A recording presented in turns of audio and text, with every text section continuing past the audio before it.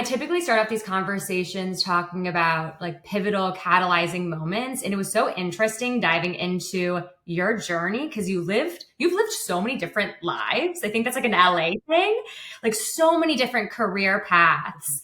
What led you to embrace this spiritual path as a multidimensional healer, Reiki, breath work, and beyond?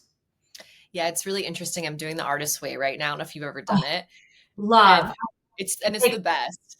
And one of the homeworks was write 5 lives you wish you could have that you haven't. And I just sat there thinking, I've done every single thing I've wanted to do, at least for a time. And I think it's really beautiful when you allow yourself to change your mind and you allow yourself to play.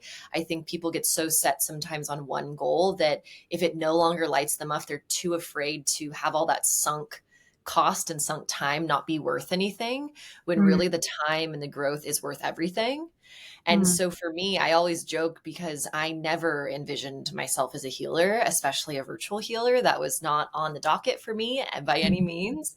And I really became who I am today because of my own healing journey. I was just on the healing journey for myself, for deep depression, for grief of losing my father, for heartbreak, you name it, always feeling not enough, insecure.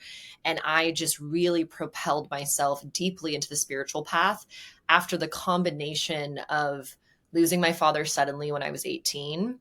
I Mm. was 2 months into college and it rocked my world, but I completely stuffed it down for 7 years because I was in a new school. No one wants to talk about dead dads when you're meeting them in college. So I just drank a lot, had a really superficial friend group. And it wasn't until the next partner that I dated, when we broke up, it cracked open the box of grief for my father that I hadn't dealt with. And it Mm. was the darkest depression I'd ever have. I was so obsessed with wanting to get the relationship back together. And luckily, my mom at the time was quite conscious and she got me a meditation membership at Unplug on Wilshire and was like, please, for the love of God, get out of the house. And I went to breath work and it was the first moment in months I felt anything. Like I was so numbed out. And it was something that I had that membership for 2 weeks. I just went every day for 2 weeks and it was this small light that turned on. So I just, for years, threw myself into yoga, meditation, plant medicine, therapy, psychics, like everything. But it was very much something I kept to myself. It was not something I shared with people outside of my very close friends because it was something that I saw as very taboo. I thought it was woo and that I would be made fun of. So it's been really interesting that now I'm so forward facing with it because that was never something I saw for myself. I would have made fun of myself like a decade ago. I would have been like, oh my God, this person. And it's just so funny. They call it calling for a reason because the more that I healed myself and the more that I got the ego and superficiality of all these different things that I'd wanted before that, I got to the heart of just what it feels like to feel deeply and desperately alone. My thing does this a lot. I don't know why. And it just showed me that there's so many people that feel that way. And if I can help alleviate that in any way that I wanted to.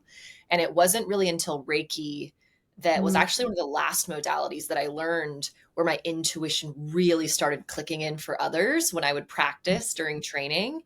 And it was so specific once for this 16-year-old girl that I didn't know. And I just kept hearing, your parents aren't going to get divorced over and over. And I told her that at the end, and she just started bawling and was like, my parents just told me they were separating. And I remember driving home that night and thinking, maybe this is bigger than me. Maybe this gift is something that can help people because it really just helped that girl in that moment. And I just started leaning in, but not all the way. I had a little Reiki room, but I still wanted to act and do all that. And the more that I resisted it, the louder it got until I finally just went all in. And ever since, everything has been not always easy, but incredibly fulfilling. Mm. Yeah, that's so beautiful. I always say like when it's the kind of the cliche, spiritual cliche, but it's really powerful. Like what you resist persists. And it's when you're not listening to your intuition, it only gets louder. The Aubrey Yeah. Marcus thing of the whispers turn into nudges, turn into like full blown screams and Yeah. tantrums. And I feel like that's what really manifests.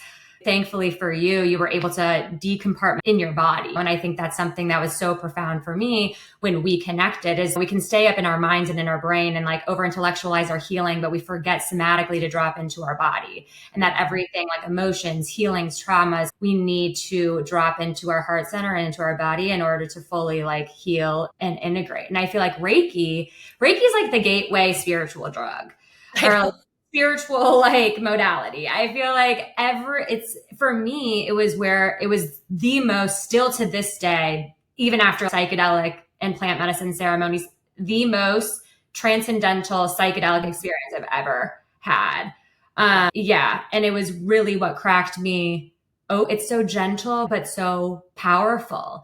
And if what your journey mirrors back to me is when we really are able to embrace darkness and really look fear, death, whatever it is, trauma straight in the eyes and like really acknowledge it, honor it, find compassion for yourself, you're able to release it. And I feel like that's a big part of your work that I feel and see is like this essence of alchemy, which you talk about a lot.